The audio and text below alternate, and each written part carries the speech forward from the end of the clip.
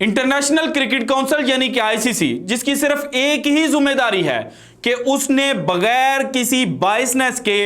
दुनिया भर में जो क्रिकेट एक्टिविटीज हो रही हैं, जो क्रिकेट खेली जा रही है, उसको जनाब सुपरवाइज करना है और उसको रेगुलेट करना है। लेकिन पिछले चंद सालों के अरसे से जिस तरह से आईसीसी के ऊपर जो भारतीय अजारादरी है वो कायम हो चुकी थी और भारतीय मीडिया और भारतीय अवाम दंदनाते फिरते थे और ये कहते थे कि जनाब देखें आईसीसी की क्या मजाल है कि वो भारत को आंखें दिखाए या भारत मुखालिफ कोई भी जो स्टांस है वो ले। और दूसरी साइड पर यह भी कहा जाता था, पाकिस्तानियों के मुंह चढ़ाए जाते थे कि देखें जब आपके यहां आपकी जो सुपर लीग है वो कंडक्ट हो रही होती है तो उस वक्त दुनिया में कहीं भी जो क्रिकेट है वो नहीं रुकती, इंटरनेशनल मैचेस जो हैं वो खेले जा रहे होते हैं और हत्ता के जो बाकी क्रिकेट बोर्ड्स हैं वो जनाब अपना जो डोमेस्टिक मैचेस होते हैं उनको प्रायोरिटी बेसिस पर रखते हैं और अपने प्लेयर्स को एनओसी जारी नहीं करते। जबकि दूसरी जानिब जब इंडियन प्रीमियर लीग शुरू होती है तो उस वक्त ना सिर्फ इंटरनेशनल क्रिकेट जो है वो बंद हो जाती है, जो विंडो आईपीएल के लिए मुख्तस की गई है, इसके दौरान जो दुनिया भर के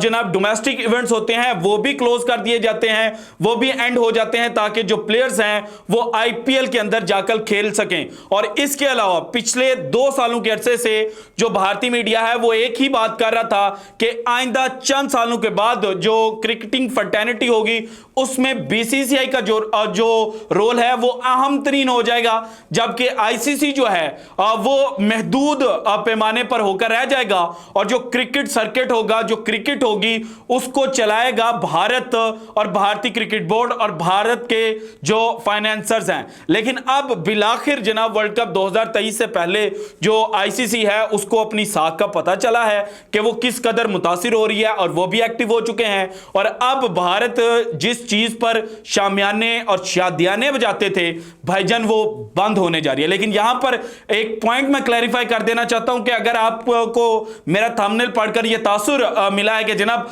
आईपीएल 2024 जो है वो कंडक्ट नहीं की जाएगी तो आप ये वीडियो स्किप करके जा सकते हैं क्योंकि ऐसा कुछ नहीं होगा। लेकिन जो भारत की क्रिकेट पर अजारादरी थी जस्ट बिकॉज ऑफ आईपीएल वो खत्म होने जा रही है। वो किस तरह से सारी डिटेल्स आज की वीडियो में मैंने आपके साथ शेयर करनी है और इसमें जो खास क्रेडिट जाता है वो पाकिस्तान क्रिकेट बोर्ड को जाता है। पाकिस्तान क्रिकेट बोर्ड ने जो इंटरनेशनल क्रिकेट है उसकी लड़ाई लड़ी और ना सिर्फ लड़ाई लड़ी बल्कि भारत के जबड़ों से जो जीत है वो भी खींच कर निकाली है। सो आगे चलकर आपके सामने सारी डिटेल्स रखता हूं, लेकिन यहां पर एक और जो पॉइंट है वो क्लैरिफाई करना बड़ा इंपॉर्टेंट है कि जब आईसीसी की जो एनुअल मीटिंग है वो शुरू नहीं हुई थी, पाकिस्तान से जो पाकिस्तान क्रिकेट बोर्ड के नए चेयरमैन ज़का अशरफ साहब मीटिंग अटेंड करने के लिए जा रहे थे तो उस वक्त मैंने एक वीडियो की थी और मैंने कहा था कि भाईजान ज़का अशरफ साहब जो है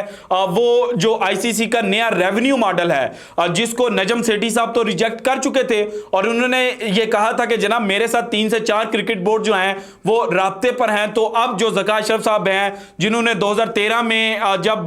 पहली दफा बिग 3 का जो मॉडल प्रेजेंट किया गया था उसको रिजेक्ट किया था, वो लॉबिंग करेंगे और भारत को जनाब ये जो फाइनेंशियल मॉडल अप्रूव करवाना चाहता है भारत जिसमें उसको 15% का ऑलमोस्ट गेन मिल रहा है, सो ये कबूल जो है या एक्सेप्ट नहीं हो पाएगा। लेकिन यहां पर जनाब भारत की कामयाबी है कि भारत ने जनाब वो एक्सेप्ट करवा लिया और खास तौर पर पाकिस्तान के जो ज़का अशरफ साहब हैं वो कुछ भी नहीं कर पाए। और क्रिक इन्फो ने तो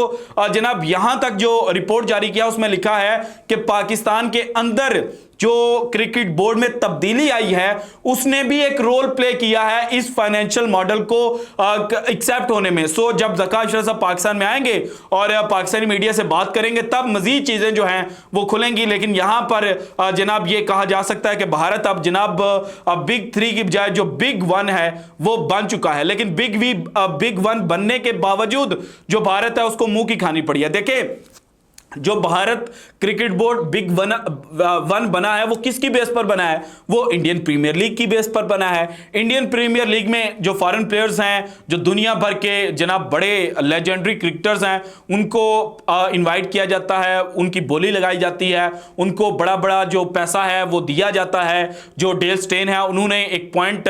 जनाब रेस किया था जब वो पीएसएल खेल रहे थे और एक इंटरव्यू के दौरान उन्होंने पूछा था कि उन्होंने बताया था कि जब पाकिस्तान सुपर लीग में खेलने आओ जाओ तो यहां पर जो प्लेयर्स हैं, जो दूसरे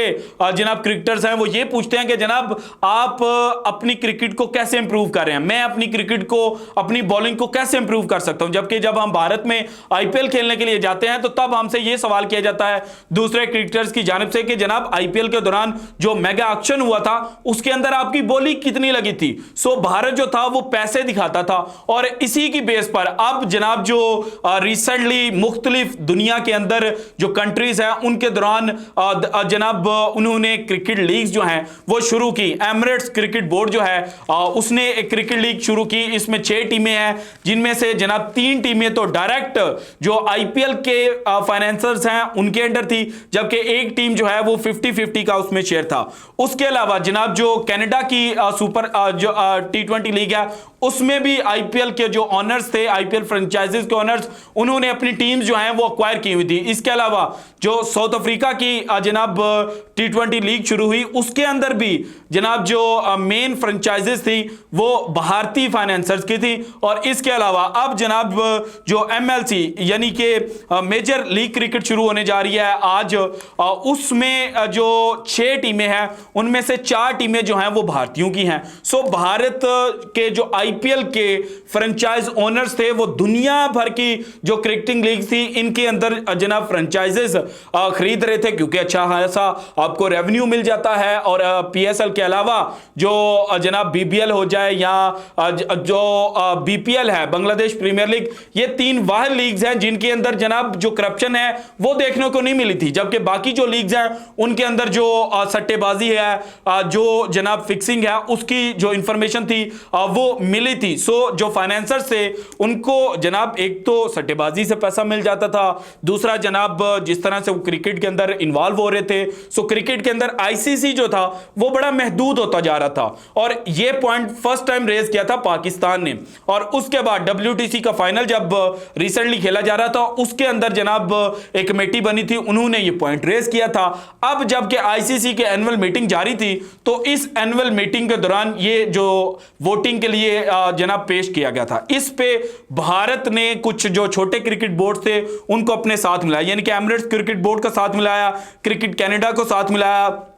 न्यूजीलैंड को, बांग्लादेश को, श्रीलंका को और जिम्बाब्वे को अपने साथ मिलाकर, उसके साथ प्लस अफगानिस्तान को साथ मिलाकर भाईजान ये जो प्रपोजल दिया गया था कि जो प्लेयर्स कैप है वो लगा दी जाए कि मैक्सिमम 4 प्लेयर्स जो हैं वो एक टीम में खेलेंगे। उसके अलावा जिस क्रिकेट बोर्ड का प्लेयर खरीदा जाएगा उस क्रिकेट बोर्ड को भी 10% रेवेन्यू जो है वो जाना चाहिए। सो भारत ने हर मुमकिन कोशिश की कि ये जो चीज प्रेजेंट की गई थी ये रिजेक्ट हो जाए, और इनिशियली तौर पर ये रिजेक्ट भी हो गई, यानी कि जो 15 वोट थे उनमें से 8-6, एक वोट जो है वो इस वक्त सामने नहीं आया कि वो किसने अब्सटेन किया, लेकिन 8-6 से जो प्रपोजल था वो रिजेक्ट हो गया। लेकिन उसके बाद दोबारा लॉबिंग की गई, उसके बाद दोबारा जनाब आज इसको डिस्कशन के लिए प्रेजेंट किया गया और इस डिस्कशन में अगेन वोटिंग हुई। यहां पर भारत को फिर मुंह की खानी पड़ी और जो